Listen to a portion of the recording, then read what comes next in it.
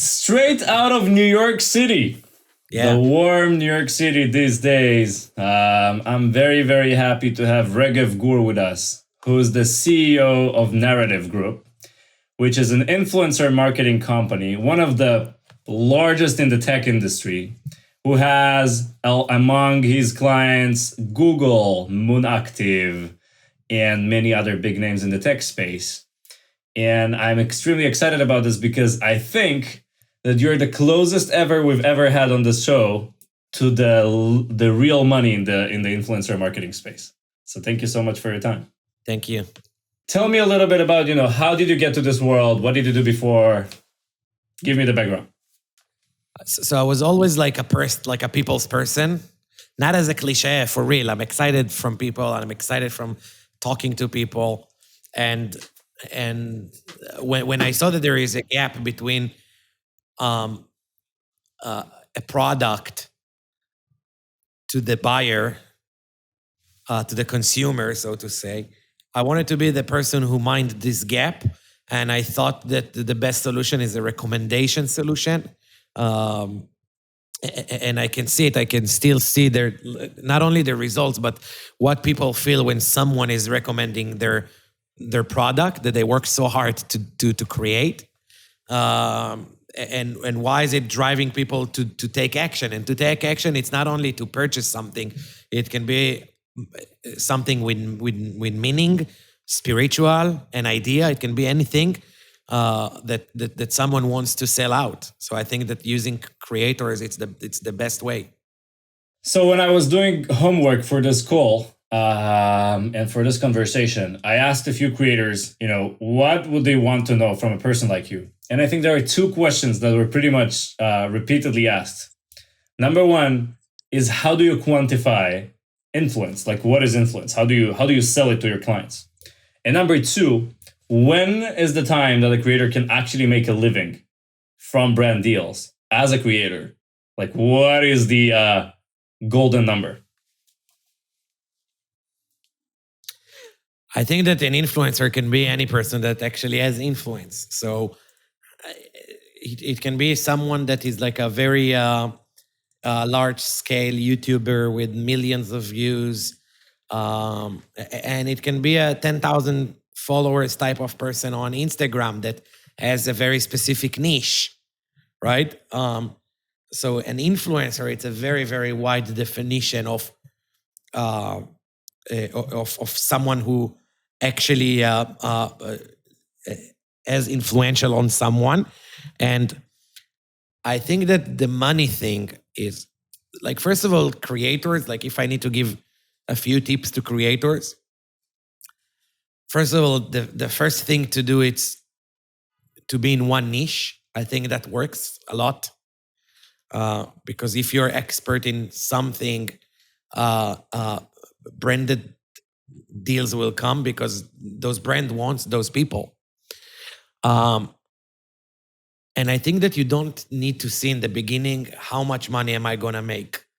Like, you need to understand what value do you bring to the table before you would like to charge money for. We see more and more companies are going into like a UGC model where they just want to buy the video asset from the creator and not to work with them on an organic way. Like this is a very big trend that we're seeing right now. So that leads me to a very good production. If you're a very good producer and you can produce amazing content, those companies will want you. So you need to invest a lot, and you need to be very dedicated and very modest with what you ask. And I think that the keyword is authenticity. As long as you're more authentic, you will work more. But don't see it as a business. At the beginning, create video in order to create video. Be a good creator. Then the rest will follow. Which is interesting because you said video. You could have said make good pictures as well, which was 3 years ago. But it seems like everything is moving towards video now. But what is the I mean, you're saying this is not a business, but there's a paradox here because creators want to spend time creating for the whole life. And in order to do that, they need to make money because otherwise they can't buy milk. So how do you live a life without an intention of making money from what you love? Again, it all depends on the stage of the creator. Also, a beginner singer wants to sing, but he needs to be a waitress in a restaurant in order to finance his first album, right? So, sorry, it really depends on your in your stage. Like, where are you now? Like, what is the stage that you're in? And small creators again, small creators that just started, I don't think that they can rely on branded deals that much. They have to do a day job and to create more and more. Like honestly, look at Nas Daily as an example, right? I don't remember exactly the number, but I think it was kind of like he started making money on his 600 videos, right? And he was doing once a day. Right. So for 5 years. To make the long story short, it's 2 years. Yeah, for 5 years, but I mean, it's 2 years that he didn't make money. So, and for sure, not a big money, right? It pays off after that. I'm sure he makes very good living those days, but he was super invested and loyal to himself. Like he was doing video without anyone watching it, like two, 3 views that is him and his mother, basically. And now it's millions of viewers all over the world. This guy walks in New York, is famous. He walks in New Delhi, is famous. It takes time. It doesn't happen in one day. And sometimes those creators don't understand that they want to become Mr. Beast in 2 seconds, and it's not going to work. Right. It took Mr. Beast 7 years to do that as well. It was crazy. Yeah. Look at Mr. Beast's first videos. And Regev, I like you because you know how to simplify everything. And I want you to simplify really into the basic parameters. What do brands really want when they're working with influencers? Because they can't really measure anything. I mean, they can in some cases. In most of the cases, they can't measure the ROI fast.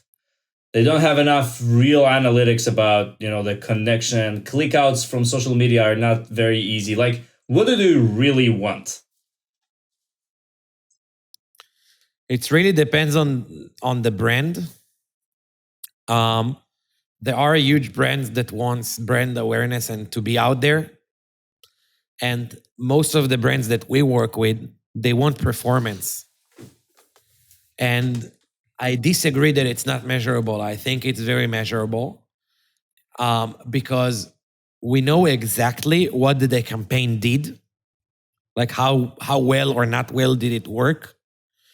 And to work with creators or with influencers for a brand, yes, it's to take a risk in some aspects, right? Because you can pay a creator $20,000 without any commitment or without knowing if it's going to work. And you gave Mine as an example. So Mine is a data assistant company that we work with in the past year and a half. And on paper, they have a product that it's not very consumer based. It's not like an Adidas shoes, right? It's a privacy. You need to convince people, why do they even need this privacy?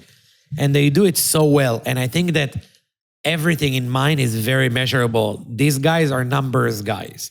They know exactly how many people register to their services, from which creator, what works best and what works less good. And it's happening. We're doing around between 5 to 10 campaigns only for Mines every month. And we can see a big difference from one creator to another. So, and the worst thing is a brand that doesn't know what he wants, because then he's wasting money, and there are many of them. So when we work with super professional companies like Moon Active, for example, right? Moon Active knows exactly what they want. It's very measurable. They know who are the creators that they want to work with and why, and they do due diligence to any of the creators that we are pitching.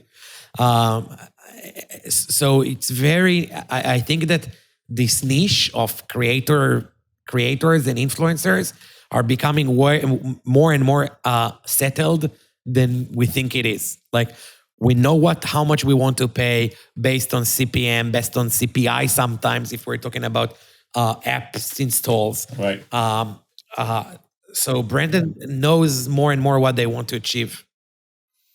And so that's an interesting part, because some of the creators are trying to go and to pitch directly, companies like Wix, companies like, I don't know, tech companies. I'm just giving Wix as an example, or even pitch us to work with them.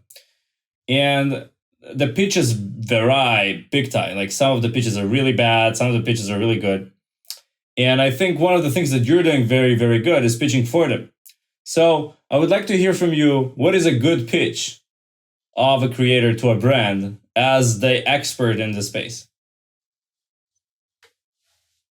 So I'll be very honest, and I will say that once an influencer is pitching a brand, chances are low. It's not.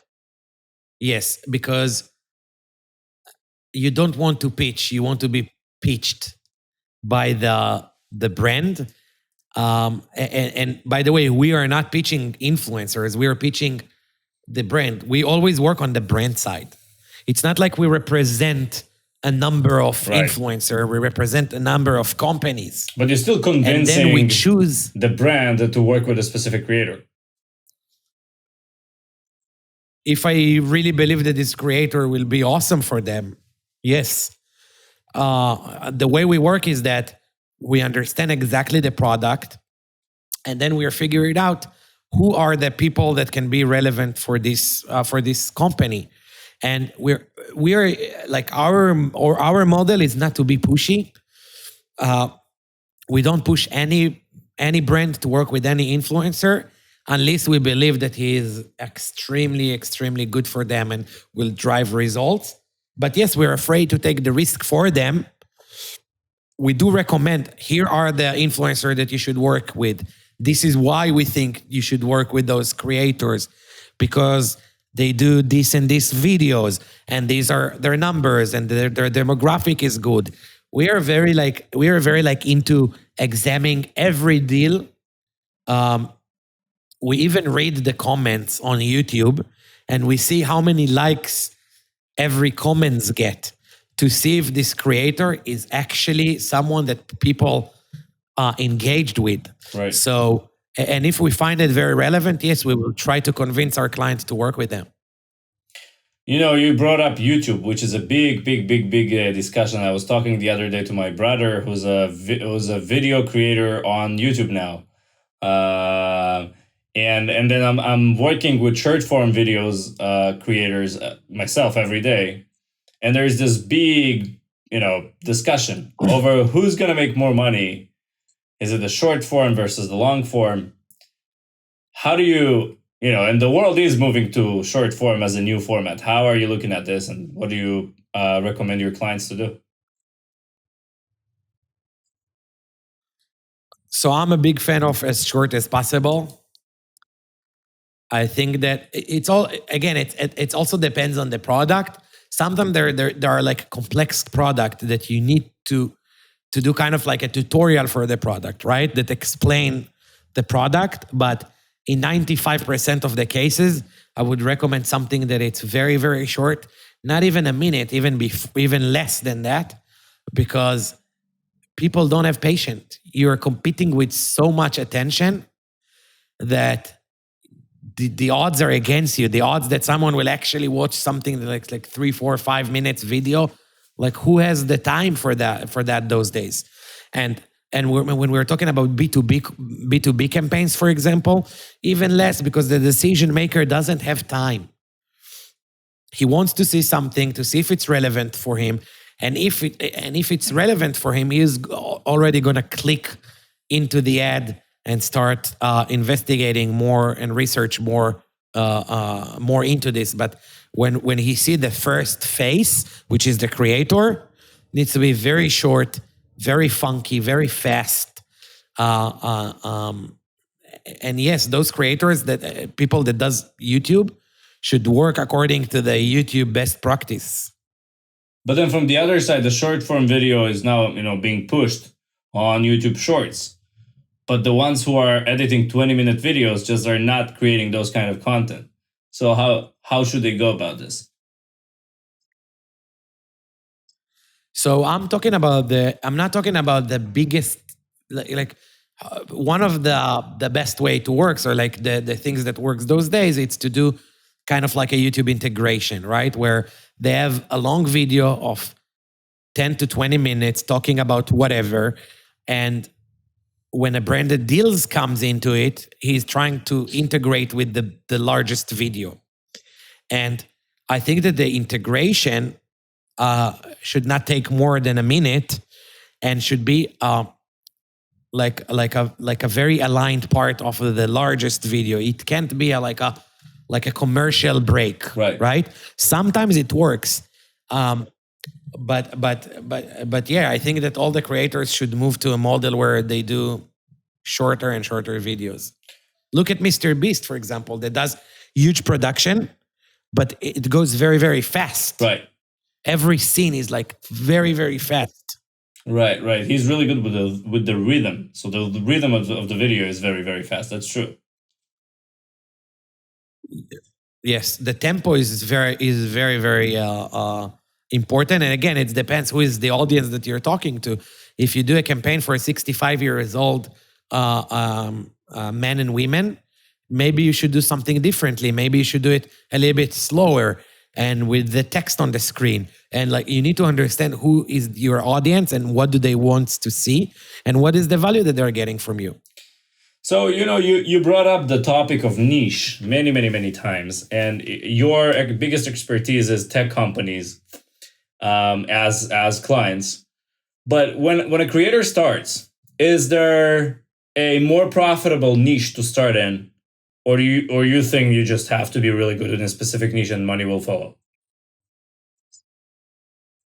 That's a very interesting question. Obviously, there are niche that makes more money, right? Like we saw a year ago, if you're a crypto/NFT creator, there are so many companies that wants you because there is demand, right? And when you're a fintech creator or finance creator, people take you more seriously. But again, if you're a person that into food and baking, it will be very hard for you to be a fintech creator. So I think that you should be authentic and real with yourself. What actually makes you happy? There are so many. We are working now with a creator that the only thing she does is to review the Sims game. Oh, wow. That's her thing. Her name is Little Simsy, and she's an awesome creator. She I don't know her age, but she's a very young woman, and she does it amazingly. She's an awesome creator, and she's very focused. The only thing she does is to explain people in the world how to play Sims better and how to buy these things, and like it's crazy. The results are crazy. Her numbers are crazy. Like you can see 1 million to 2 million views every day that she is promoting something. So she is the example of like, do really what you like, do it amazing more than everyone, and it will follow. By the way, there are more people like her in the same niche. I'm talking about only Sims. One game that they're playing on their computer, and they're huge creators, millions of views every day. Okay, so I have another one question for the brands. You are working with so many brands, and some of the brands don't really know what influencer marketing is. Like, they don't really have internal resources to do that, and that's why they come to you. What should they prepare as a strategy? How should they think about influencer marketing before reaching out to somebody like you or a creator? First of all, I think that they need to understand their product very well. Before you want to spread the word out there to millions of eyeballs, you need to understand exactly your product. This is why we are a big fan of clients that comes with a very, very well prepared brief. This is who we are. This is what we want to achieve. This is what we want the world to know about us. And I think that those brands that they know exactly what they want work is best because the creator understands exactly what is the product and what is the campaign about. Sometimes they do many campaigns for one product. Sometimes they have a free product, so they do it completely differently. So they need to understand exactly who they are before they spread the word out there with creators. Got it. But then the other question here is, so let's say they do know, who they are. Is there any kind of a template that you would use, like a checklist, to say, here are the stuff that you need to cover before going out and working with creators, like materials, maybe, like budgets, maybe, like there must be something like that, because it doesn't seem to be like a one size fit all thing. Yeah, so I think the best thing they can do is to set up KPIs for themselves to understand, like, okay, if we spend $100,000 on 1 month of influencer campaign, we need to understand what to expect from this campaign and what do we want to achieve. How many purchases, how many apps downloads, and how many people buying my Adidas shoes. They need to understand what size of influencers they want to work with. If they want to work with celebrities, if they want to work with micro nano influencers, what are the platforms that are good for them? We have a client that the only thing that he cares about it's TikTok. He doesn't want to hear about YouTube, Twitter, Instagram, or any other platform because they already know that TikTok works for them. So we're looking only for TikTok creators for them, and yeah, the budget, it's always I think the biggest pain because they don't know what to expect to. So they need to, yeah, and they need to compete with other channels that drives revenue and conversion, like Facebook, Google, Taboola, or any other channels that they have. They need to understand exactly the numbers.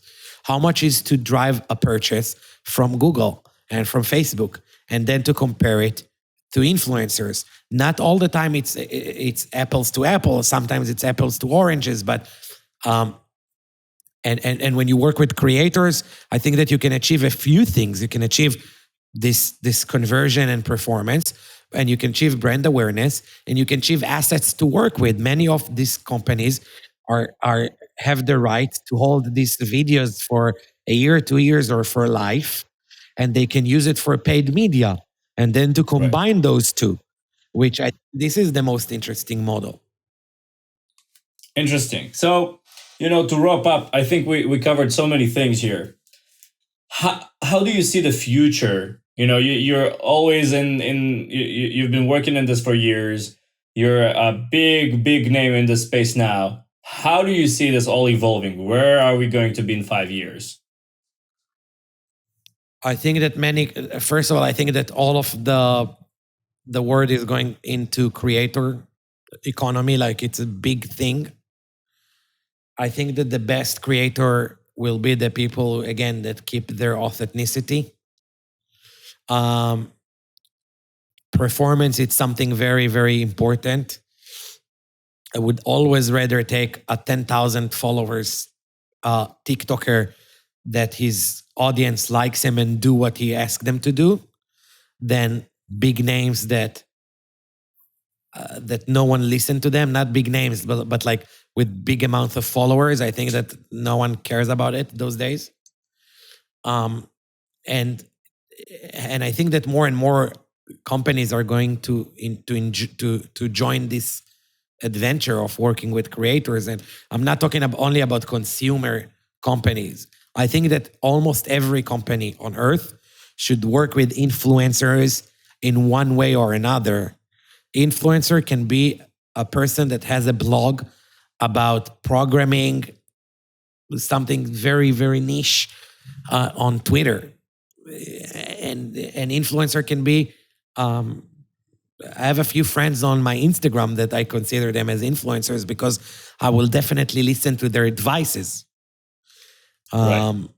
Yeah, that's the future, in my opinion. Cool. Amigo, I appreciate your time. We had some technical difficulties, but I think we made it through. And see you soon on Wondercast. Thank you so much. Thank you very much. Thanks for having me. Have a good one.